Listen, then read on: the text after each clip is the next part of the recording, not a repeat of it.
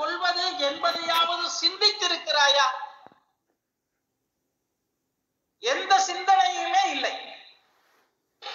பொழுது விடுகிறது, அந்தி சாய்கிறது, வேலையின் களைப்பிலே அவரவர்கள் உறங்கி விடுவதாக நினைத்துக் கொண்டு விழித்துக் கொண்டு இருக்கின்றீர்கள். தூங்கல.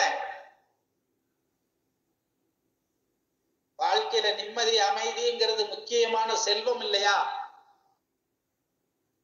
இந்த ரெண்டு செல்வம் இல்லாத செல்வத்தை சேர்த்து வச்சு என்ன பண்ண போறீங்க? இருக்கிறதுலயே பெரும் செல்வம் இந்த ரெண்டு செல்வம். இந்த செல்வம் இல்லாத செல்வங்களையே குவித்து வைத்து உத்து உத்து பார்த்து என்ன செய்ய போறீங்க?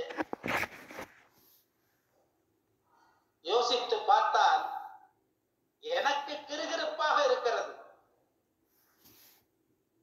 மனிதன் அகத்தாய்வு செய்யலாம், எதை போய் அகத்தாய்வு பண்ணிக்கிட்டு இருக்க எனக்கு ஒன்றும் புரியல. இன்னைக்கு எவ்வளவு நம்மகிட்ட இருப்பு எத்தனை கோடி இருக்கு, செலவு எத்தனை கோடி ஆகியிருக்கு, இதவா அகத்தாய்வு பண்ண சொன்ன? அல்லது உங்கள் உடலின் உறுப்புகள் எல்லாம் எவ்வாறு பழுதுபட்டு இருக்கிறது என்பதை அகத்தாய்வு செய்ய சொன்னேன். உனக்குள் நிம்மதி இருக்கிறதா? உன்னிடம் சாந்தம் இருக்கிறதா? உன்னிடம் அமைதி இருக்கிறதா? அகத்தாய்வு பண்ணி பார்க்கின்ற போது உனக்கு நிச்சயம் தெரியும் நாம் நம்மை ஏமாற்றிக் கொண்டிருக்கிறோம். வாழ்க்கைங்கிறது இங்க இருந்து ராமேஸ்வரம் போயிட்டு திரும்பி சுக்காம்பட்டிக்கே வர்றது இல்லைங்க. பிறப்பு என்பது ராமேஸ்வரம் போயிட்டு சுக்காம்பட்டிக்கு வர்றது இல்லைங்க. பிறப்பு ஒரு முறை. இந்த உடலையும் மனதையும் நன்றாக வைத்துக் கொள்ள முடியாத இந்த பிறப்பு எதற்கு? என்ன செய்ய போகிறாய்? யாருக்கு சஞ்சலம் இல்லாமல் இருக்கிறது? யாருக்கு கவலை இல்லாமல் இருக்கிறது? எல்லோருக்கும் கவலை இருக்கிறது, சஞ்சலம் இருக்கிறது. ஆனால் இந்த கவலையும் சஞ்சலத்தையும் சமயோசிய புத்தியாலே அவற்றிலிருந்து விடுவித்து தப்பித்து இருப்பதற்கு பெயர் தான் ஆறறிவு. ஆறறிவுன்னு சொன்னோம்னா இது எதுக்குடா இந்த ஆறறிவுன்னு நம்ம யோசிக்கிறதே இல்லை. இந்த சேலை நல்ல சேலையா, இந்த சேலை நல்ல சேலையா, இந்த பொருள் நல்ல பொருளா, இந்த பொருள் நல்ல பொருளா, அதை பிரிச்சு பார்க்கறதுக்கா இந்த ஆறாவது அறிவு?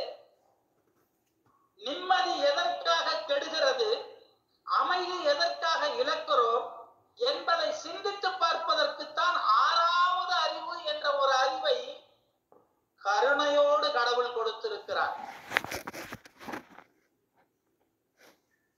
சத்தியமாக சொல்கிறேன், நிம்மதி அமைதி நமக்குள் உண்டாகிக் கொள்வதற்கு என்ன வழிகளை வகுத்திருக்கிறோம் இதுவரை? குழந்தைக்கு சொத்து சேர்க்கணும், மனைவிக்கு சொத்து சேர்க்கணும், நமக்கு சொத்து சேர்க்கணும், இதெல்லாம் சேர்க்கிறமே.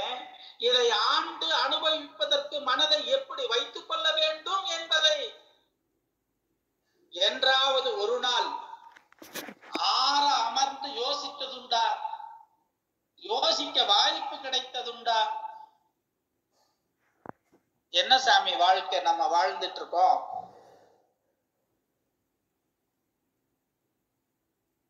உயிர் இருக்கும் வரை நிச்சயம் மனம் இருக்கும்.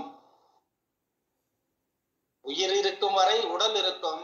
உடல் இருக்கிற வரை உயிர் இருக்கும். அப்ப உடல் இருக்கிற வரைக்கும் உயிர் இருக்கும்னா உடலை நல்லா வச்சுக்கணும்னு ஆசை வருது.